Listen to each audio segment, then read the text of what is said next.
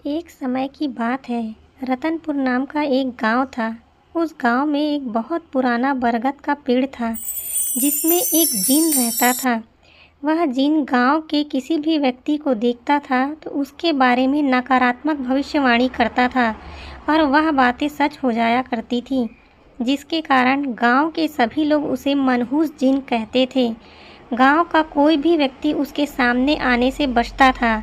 सबको लगता था कि पता नहीं कब कहाँ वह क्या मनहूस बातें कह दे और वह बात सच हो जाए। इसी तरह एक दिन गांव का सरपंच चलते चलते अचानक उस पेड़ के सामने आ जाता है और तभी वह मनहूस जिन वहां प्रकट हो जाता है और वह गांव के सरपंच को देखकर पहचान लेता है और वह सरपंच से कहता है, अरे रामलाल, ये तुम हो, तुम ही हो ना। तब रामलाल सोचता है, हे भगवान, ये मुझसे क्या हो गया। अब ना जाने यह जिन क्या मनहूस बातें कहेगा। और तभी जिन उससे कहता है, सुनो रामलाल, कल इतनी तेज बारिश होगी जिस बारिश में तुम्हारी फसल पूरी नष्ट हो जाएगी। और इतना सुनते ही रामलाल बहुत परेशानी में पड़ जाता है और सोचता है, हे भगवान, अब पता नहीं क्या होगा। इस मनहूस ने तो भविष्यवाणी कर दी। और इसके बाद अगले ही रात इतनी तेज बारिश होती है कि जिससे रामलाल का पूरा खेत पानी से भर जाता है। और उसके अगले दिन जब रामलाल अपनी खेतों में जाकर देखता है तो सारी फसल बर्बाद हो जाती है। उसी गांव में हरिया नाम का एक गरीब व्यक्ति रहता है, जिसकी अपनी छोटी सी खेती बाड़ी रहती है और खेत के काम से मुक्त होकर वह उसी गांव के एक सेठ के गोदाम में काम करता है।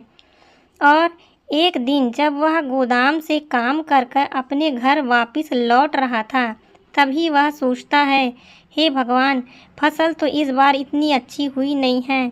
पता नहीं मेरा घर कैसे चलेगा। इस बार तो बहुत दिक्कत हो रही है।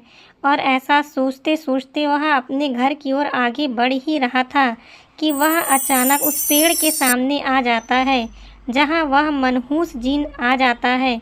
और आकर वह जैसे ही हरिया को देखता है, तब जिन कहता है, अरे हरिया, यह तुम ही हो ना। तब हरिया सोचता है, हे भगवान, ये मुझसे क्या हो गया। अब यह मनहूस जिन पता नहीं मुझे क्या बोलेगा।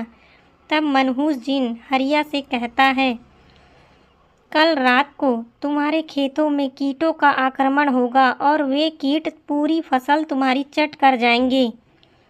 इतना सुनते ही हरिया बहुत मुश्किल में पड़ जाता है और सोचता है कि एक तो वैसे ही फसल इतनी कम हुई है और उसको भी कीट बर्बाद कर देंगे।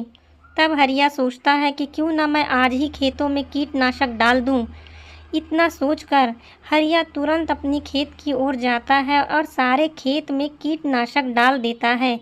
इसके बाद अगले ही रात को हरिया के खेत में कीटों का आक्रमण होता है और जैसे ही कीट फसल को खाने आते हैं तो चूंकि फसल में पहले ही कीटनाशक डला होता है, सारे कीड़े भाग जाते हैं और हरिया की फसल बच जाती है।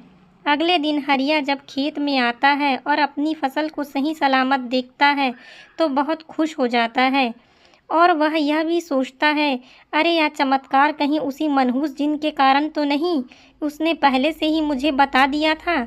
तब हरिया सोचता है, क्यों ना उस जिन के पास एक बार और जाकर देखा जाए कि यह सब इत्तेफाक है या सही में जिन का कमाल है।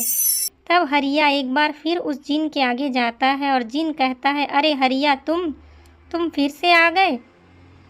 हरिया सोचता है, देखता हूँ इस बार मनहूस जिन उसे और क्या भविष्यवाणी बताता है। तब वह जिन हरिया को कहता है, तुम जिस गोदाम में काम करते हो वह गोदाम कल रात को गिर जाएगा और जान माल की हानि हो जाएगी।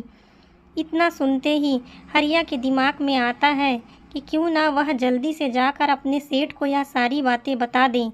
और हरिया तुरंत जाता है अपने सेठ के पास गोदाम में और जिन से कही हुई सारी बातें वह सेठ जी के सामने बताता है।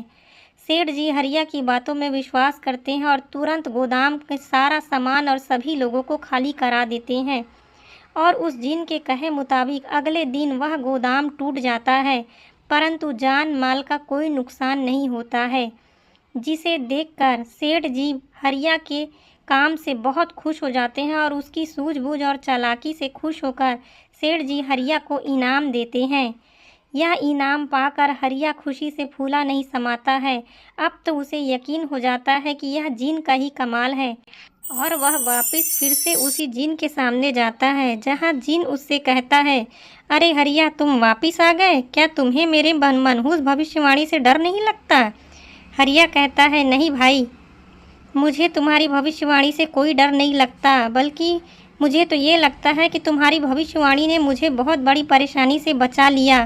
पहले तुमने भविष्यवाणी करके मेरे फसलों को कीटों के आक्रमण से बचा लिया, और दूसरी बार जब तुमने कहा कि वह गोदाम गिर जाएगा, तब यह सारी बातें जाकर मैंने अपने सेठ जी से कही।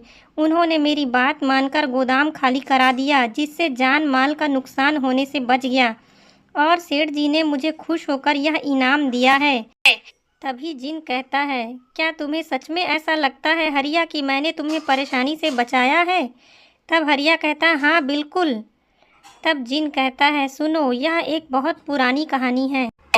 बहुत साल पहले की बात है। इस पेड़ के नीचे एक सन्यासी महात्मा तपस्या किया करते थे और मैं एक नीलकंठ पक्षी हुआ करता था। मैं अक्सर अपनी आवाज़ से उन्हें परेशान किया करता था। एक दिन वह सन्यासी मुझसे तंग आकर उन्होंने मुझे श्राप दिया कि तुम एक जिन बन जाओगे और तुम्हारे मुंह से जो भी मनहूस बातें निकलेंगी वह सच हो जाएगी।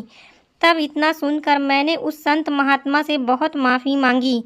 इसके बाद जब उनका क्रोध शांत हुआ, उन्होंने कहा, ठीक है, जब कोई व्यक्ति ऐसा आएगा जिसे लगेगा कि तुम मनहूस नहीं हो बल्कि तुम्हारी बातें उनके लिए फ़ायदेमंद साबित हो रही है, उस दिन तुम्हारा यह श्राप हमेशा के लिए ख़त्म हो जाएगा। और जिन कहता है कि आज वह दिन आ गया जब मैं तुम्हारे कारण इस श्राप से मुक्त हो गया। हरिया, तुम्हारा बहुत बहुत धन्यवाद। तुम्हारे कारण आज मैं इस श्राप से मुक्त हो गया।